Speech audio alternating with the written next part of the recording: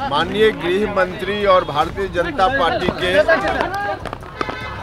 वरिष्ठ नेता श्री अमित शाह जी से दिल्ली में हुई है।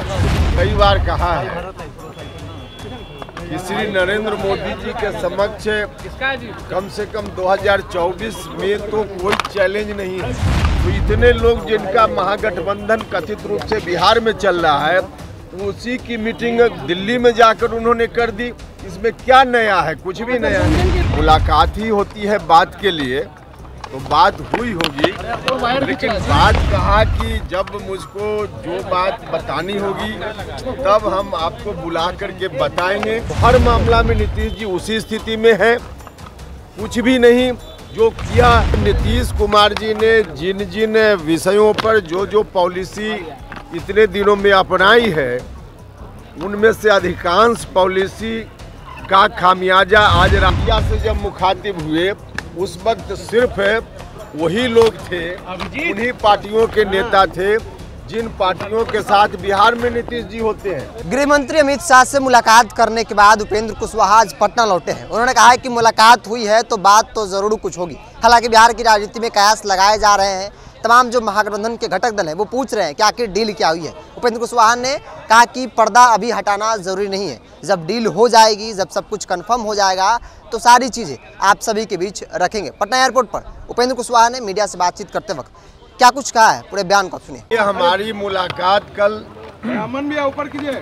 माननीय गृह मंत्री और भारतीय जनता पार्टी के वरिष्ठ नेता श्री अमित शाह जी से दिल्ली में हुई है। और जब मुलाकात हुई है तो निश्चित रूप से कुछ तो बात हुई ही होगी। मुलाकात ही होती है बात के लिए, तो बात हुई होगी, लेकिन बात क्या हुई नहीं हुई, अब इसके बारे में आप लोग अटकल लगाने के लिए स्वतंत्र हैं। क्या बात हुई, मुझको जब आवश्यकता महसूस होगी तब हम आपको बताएंगे। कौन सी बात बताएंगे, कौन सी बात नहीं बताएंगे, यह मेरे ऊपर है।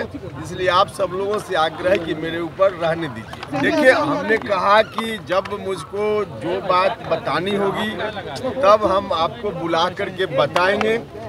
अभी उस स्तर तक हम अपने को प्रिपेयर नहीं कर पाए हैं कि हम उन चीज़ों को आपसे शेयर करें। जब शेयर करने की आवश्यकता हम महसूस करेंगे तब हम शेयर करेंगे। नीतीश कुमार एक तरफ जहां प्रयास कर रहे हैं सभी विपक्षी नेताओं को एकजुट लाने के लिए, क्या लगता है कि ये संभव है नरेंद्र मोदी को हरा देना? देखिए, इस पर तो हमने कई बार कहा है कि श्री नरेंद्र मोदी जी के समक्ष कम से कम 2024 में तो कोई चैलेंज नहीं है। जहाँ तक नीतीश जी के प्रयास का सवाल है, पता नहीं किस रूप में आप लोग उनके प्रयास को देखकर चर्चा करते हैं। क्या नया था उसमें? जाकर के मिले कुछ लोगों से, मिलने के बाद मीडिया से जब मुखातिब हुए, उस वक्त सिर्फ वही लोग थे, उन्हीं पार्टियों के नेता थे जिन पार्टियों के साथ बिहार में नीतीश जी होते हैं। कांग्रेस, आरजेडी, जनता दल यूनाइटेड, तो इतने लोग तो यहाँ भी बिहार में भी होते हैं नीतीश जी। तो इतने लोग जिनका महागठबंधन कथित रूप से बिहार में चल रहा है, उसी की मीटिंग दिल्ली में जाकर उन्होंने कर दी। इसमें क्या नया है? कुछ भी नया नहीं। के नेता कह रहे हैं डील क्या हुई है, बताएं जरा। आरजेडी कह रही है कि डील हुई है। कितने सीटों में लड़ेगा लोकसभा चुनाव? चर्चा इस बात की कि 3 सीटों पर आपकी समझौता की बात हो रही है। पता नहीं, अब आपको जब मालूम है तो हमसे पूछ क्यों रहे हैं? देखिए, हमको जब जानकारी देनी होगी तब हम देंगे, अभी आवश्यकता नहीं है।